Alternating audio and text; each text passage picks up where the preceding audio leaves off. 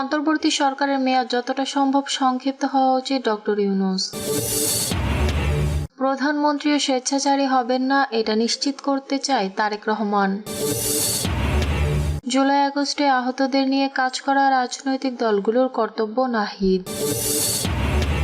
আওয়ামী লীগের ষড়যন্ত্র দৃঢ় হাতে দমন করতে হবে আমিনুল।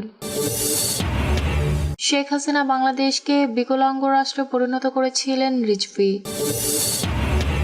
ভারতীয় সংবাদ মাধ্যম বাংলাদেশ সম্পর্কে প্রতিদিন অপপ্রচার করছে স্বরাষ্ট্র উপদেষ্টা। অন্তর্বর্তী সরকারের মেয়াদ যতটা সম্ভব সংক্ষিপ্ত হওয়া উচিত ডক্টর ইউনূস। বাংলাদেশে নির্বাচনের মাধ্যমে নতুন সরকার গঠনের আগে সংস্কার প্রয়োজন বলে জানিয়েছেন অন্তর্বর্তীকালীন সরকারের প্রধান উপদেষ্টা ডক্টর মোহাম্মদ ইউনূস। তবে তিনি বলেন, আমরা অন্তর্বর্তীকালীন সরকার, তাই আমাদের মেয়াদ যতটা সম্ভব সংক্ষিপ্ত হওয়া উচিত। আজারবাইজানের রাজধানী বাকুতে COP29 জলবায়ু আলোচনার ফাঁকে স্থানীয় সময় বুধবার নভেম্বর এক সাক্ষাৎকারে AFP-কে ডক্টর ইউনূস কথা বলেন।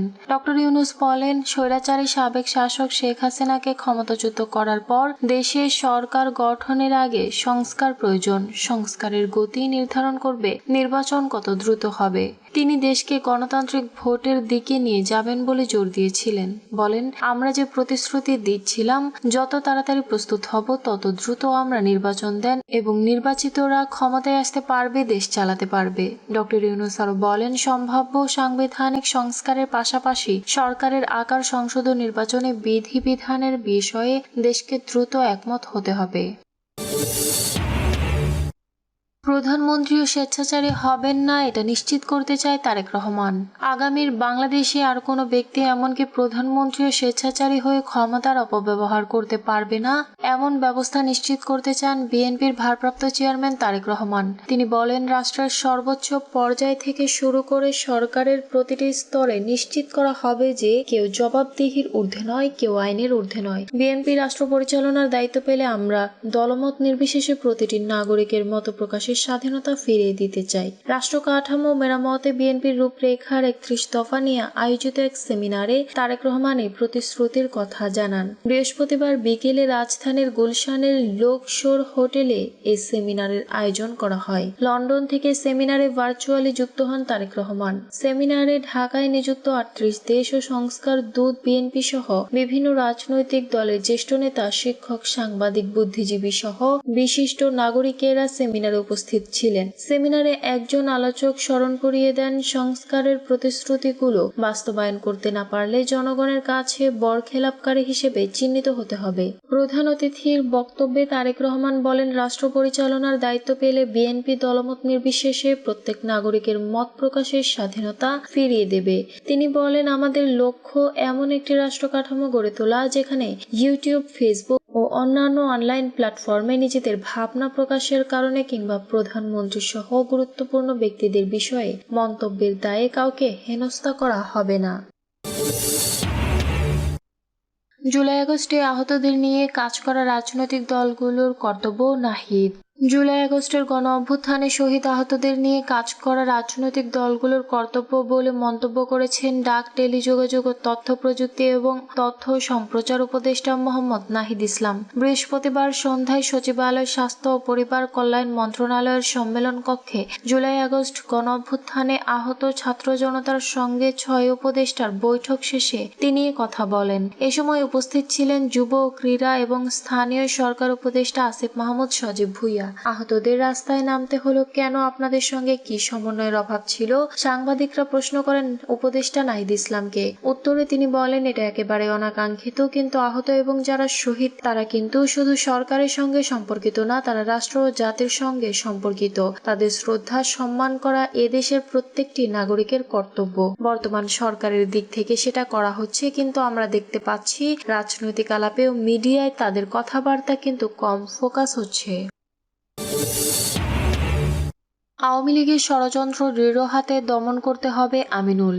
যে দলের প্রধান নেতা তার কর্মী নেতাদের রেখে পালিয়ে যায় সে দলকে ভয় পাওয়ার কোনো কারণ নাই মন্তব্য করেছেন বিএনপির কেন্দ্রীয় ক্রীড়া বিষয়ক সম্পাদক ও ঢাকা মহানগর উত্তর বিএনপির আহ্বায়ক আমিনুল হক। তিনি বলেন, ওরা নিজেরাই ভীত, কারণ ওরা অন্যায়কারী, ওরা অত্যাচারী, ওরা স্বৈরাচার। তবে ওরা পালিয়ে গেলেও দেশের ভেতর ও বাহিরে আবারও ষড়যন্ত্র করার চেষ্টা করছে। তাদের কোনো ষড়যন্ত্র সফল হতে দেয়া যাবে না, দৃঢ় হাতেই এদেরকে দমন করতে হবে। বৃহস্পতিবার দুপুরে বিশ্ব ডায়াবেটিস দিবস উপলক্ষে রাজধানীর পল্লবী রূপনগরের 7টি ওয়ার্ডে ফ্রি হেলথ স্ক্রিনিং কর্মসূচি উদ্বোধনকালে প্রধান অতিথির বক্তব্যে এসব কথা বলেন আমিনুল। এ সময় আমিনুল হক বলেন, আওয়ামী স্বৈরাচারের দোসর তাদের প্রেতাত্মারা এখনো দেশের পাড়া মহল্লার আনাচে কানাচে রয়ে গেছে। তারা সাধারণ জনগণকে বিভ্রান্ত করার চক্রান্ত করছে। বিভ্রান্ত না হওয়ার জন্য সবাইকে সজাগ থাকার আহ্বান জানান তিনি। বিএনপির এই কেন্দ্রীয় নেতা বলেন, গত 1.5 দশকে আওয়ামী লীগ যা করেছে বিএনপি ঠিক তার বিপরীত কাজ করবে। শেখ হাসিনা বাংলাদেশকে বিকলাঙ্গ রাষ্ট্রে পরিণত করেছিলেন রিজভী।